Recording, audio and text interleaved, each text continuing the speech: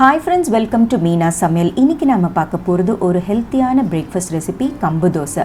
இதுக்கு 1 cup கம்புக்கு 1 cup idli அரிசி, 1/4 cup உளுந்து, 3 இன்கிரிடியன்ட்ஸ்மே ஒரே பவுல்ல சேர்த்து ஒரு 3 to 4 டைம்ஸ் நல்லபடியா அழுத்தமா நம்ம வாஷ் பண்ணிட்டு நல்ல குடிக்கிற தண்ணியிலே சோக் பண்ணணும்.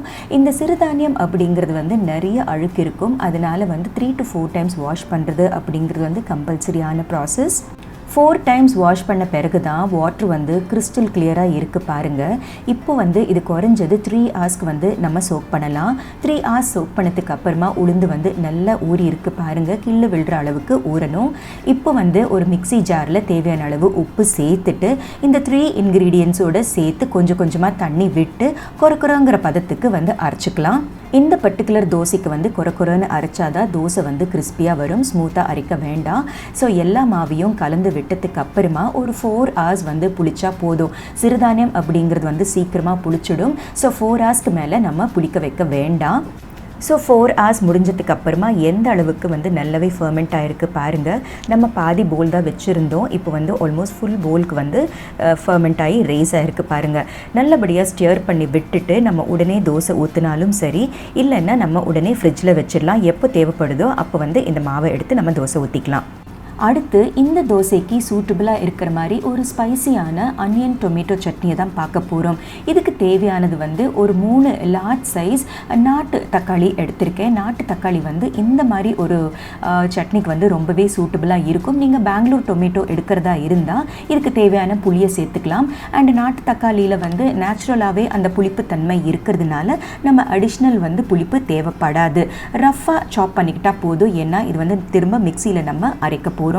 ஒரு மிக்சர் ஜாரில் 2 பல்லு பூண்டு, ஒரு 10 சின்ன வெங்காயம் இல்லாத பட்சத்தில் ஒரு பெரிய ஆனியன் கூட சேர்த்துக்கலாம். கூடவே நம்ம ரஃபாக சாப் பண்ண டொமேட்டோஸை சேர்த்து தேவையான அளவு உப்பு, தேவையான அளவு ரெட் சில்லி பவுடர் சேர்த்து நம்ம நைஸாக அரைச்சிக்கலாம். பாருங்கள், அரைச்சி முடிச்சாச்சு.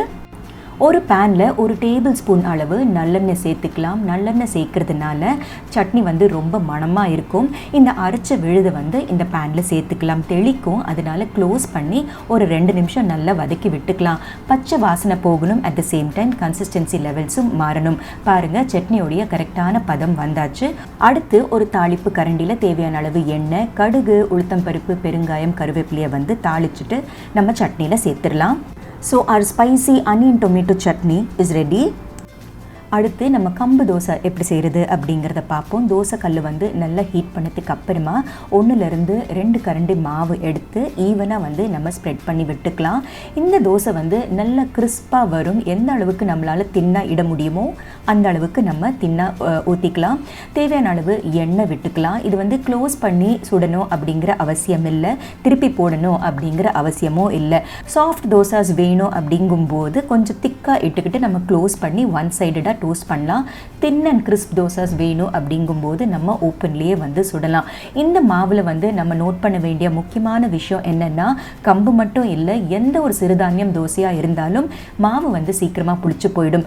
பேட்டர் ஃபர்மெண்ட் ஆன உடனேயும் சரி, இல்லைன்னா மாவு எக்ஸஸாக இருக்கும்போது உடனே அந்த மாவை நம்ம ஃப்ரிட்ஜில் ஸ்டோர் பண்ணி வச்சுக்கணும். ஸோ சிம்பிள் அண்ட் ஈஸி ஹெல்த்தியான கம்பு தோசை இஸ் ரெடி. ஸோ இந்த ரெசிபி கண்டிப்பாக நீங்களும் ட்ரை பண்ணி பாருங்கள். ஸோ மீனா சமையலை பாருங்கள், லைக், ஷேர், சப்ஸ்கிரைப் பண்ணுங்கள். பாய்.